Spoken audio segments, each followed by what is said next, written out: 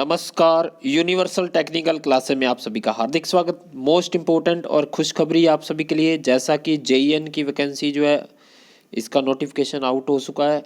ये 17/1/2022 और टोटल पदों की संख्या है 1092 पोस्ट हैं, जिसमें मैकेनिकल, इलेक्ट्रिकल और सिविल डिप्लोमा और जो है बीटेक वाले दोनों अप्लाई कर सकते हैं। और इसकी जो फॉर्म स्टार्ट डेट है 21 जनवरी 2022 से और लास्ट डेट है 19 फरवरी जो है 2022 तक।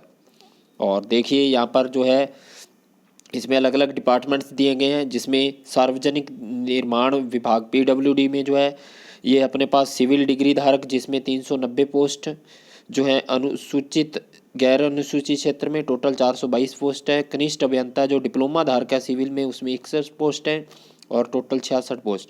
इसी प्रकार पीएचईडी में जो है जेईएन की, जिसमें सिविल की जो है 196 पोस्ट और जो है 204 पोस्ट। कनिष्ठ अभियंता जो है डिप्लोमा धारक सिविल है उसकी 96। इसी प्रकार से कनिष्ठ अभियंता जो मैकेनिकल और इलेक्ट्रिकल डिग्री धारक है उसके लिए 37 और इसी प्रकार से जो है 26 पोस्टें ये हैं। ये बात ध्यान रखनी है। उसके बाद स्वायत्त शासन अभियान जो है उसमें सिविल इंजीनियर की 143 पोस्ट, कनिष्ठ अभियंता में जो है 36, कनिष्ठ अभियंता डिग्री धारक जो है विद्युत की उसकी 44 सीट है, कनिष्ठ अभियंता डिप्लोमा धारक जो है विद्युत के अंदर उसकी जो है 11 सीट है।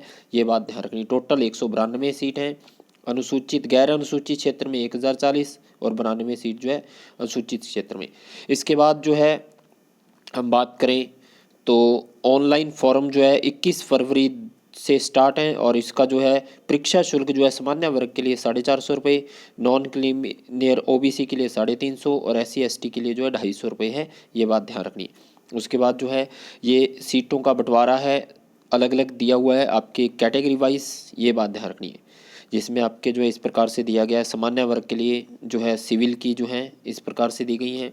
इसी प्रकार कनिष्ठ अभियंता जो है सिविल डिप्लोमा जो है इस प्रकार से जो है 12 जिले के लिए जो है स्पेशल आरक्षण कोटा दिया गया है। ये बात ध्यान रखना है। उसके बाद जो है जन स्वास्थ्य अभियांत्रिकी जो है सिविल डिप्लोमा के लिए डिग्री और डिप्लोमा के लिए जो है ये दिए गए हैं टोटल सीट। उसके बाद जो है कनिष्ठ अभियंता जो है यांत्रिक और विद्युत डिग्री धारक के लिए 37 सीट हैं टोटल। इसका बंटवारा जो है इस प्रकार से है कैटेगरीज वाइज और इसी प्रकार से जो है इसमें दिया गया है। ये ध्यान रखना है। भूतपूर्व सैनिक, उत्कृष्ट खिलाड़ी जो है उनका अलग से आरक्षण है। अनुसूचित क्षेत्र के लिए इसी प्रकार से ये जो है आपके दिया गया है अनुसूचित और गैर अनुसूचित क्षेत्र का। उसके बाद जो है हम बात करें तो बाकी सारी चीज़ें वही हैं। जो महिलाओं हेतु आरक्षित पदों में 8% पद विधवा और 2% जो है विवाह विच्छिन्न महिला के लिए आरक्षित हैं। ये बात ध्यान रखनी है।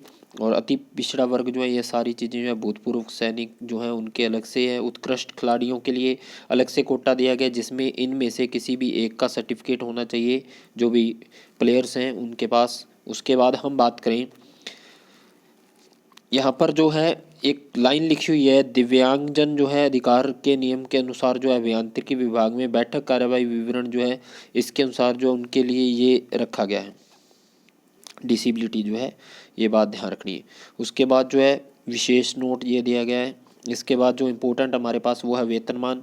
वेतनमान जो है 7वें वेतन के अनुसार जो है यहाँ पे मैट्रिक लेवल 10 और प्रारंभिक वेतनमान जो है 33,800 और इस प्रकार से जो है आपका टाइम पीरियड जो आपके ट्रेनिंग पीरियड है उसके अनुसार है। उसके बाद जो है पात्रता और शैक्षणिक योग्यता की हम बात करें, कनिष्ठ अभियंता के लिए जो है भारत के किसी विश्वविद्यालय मान्यता प्राप्त से सिविल डिग्री होनी चाहिए। इसी प्रकार से डिप्लोमा होना चाहिए किसी भी इंस्टीट्यूट से, मैकेनिकल के अंदर, सिविल के अंदर और इसी प्रकार से विद्युत के अंदर जो है डिग्री होनी चाहिए।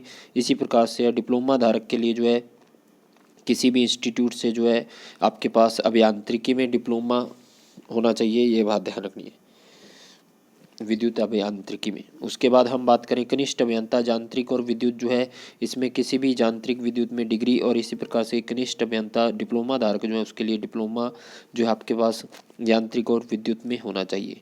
इसके बाद हम बात करें मुख्य परीक्षा जो है लिखित परीक्षा और साक्षात चरणों के माध्यम से चयन किया जाता है। साक्षात्कार में उपस्थित होने वाले, जहां लिखित परीक्षा और साक्षात्कार के माध्यम से चयन किया जाएगा।